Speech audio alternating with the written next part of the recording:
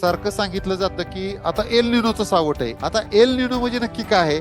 प्रशांत महासागराच्या समुद्रात पाणी गरम होतं आणि त्याचा परिणाम महाराष्ट्रातील शेतकऱ्यांच्या विहिरीतील पाण्यावर दिसतो. एल निनो वर्षात काय होतं तर कधी कधी पाऊस वेळेवर सुरू होतो, नंतर पावसात खंड पडतो. असा या वर्षीचा अंदाज आहे की जुलैपर्यंत पाऊस चांगला असेल.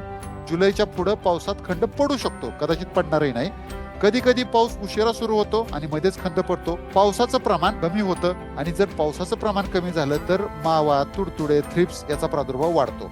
थोडक्यात काय तर एल निनो महाराष्ट्रासाठी कमी पाऊस येण्याचे संकेत देतो. आता शेतकऱ्याने काय करायचंय? काळजी करण्यापेक्षा काळजी घेणं जास्त महत्वाचं आहे.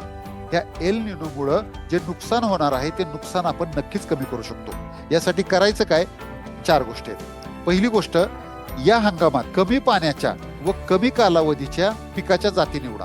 दुसरी गोष्ट, आता मकेत शक्य नाही परंतु इतर कुठलंही पीक लावताना त्याच्यामध्ये आंतरपीक नक्की घ्या. काही अडचणीमुळं एखादं पीक गेलं तरी दुसऱ्या पिकातून काही ना काही हाती लागतं आणि आपण अशी 2 पिकं लावायची. उदाहरणार्थ तूर लावली किंवा कापूस लावला तर कापूस 6-7 महिन्याने येतो, परंतु त्याच्यात आंतरपीक म्हणून मूग, उडीद अशी पिकं तुम्ही लावू शकता.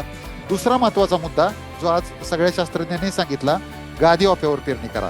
कारण अतिवृष्टी झाली तर सरीतून पाणी निघून जाईल आणि समजा पावसात खंड पडला तर अशा परिस्थितीमध्ये गादी वाफ्यावर किंवा सरी वरंब्यावर लावलेली पिकं तग धरून राहतात, का तर गादी वाफ्यात ओलावा जास्त काळ टिकून राहतो.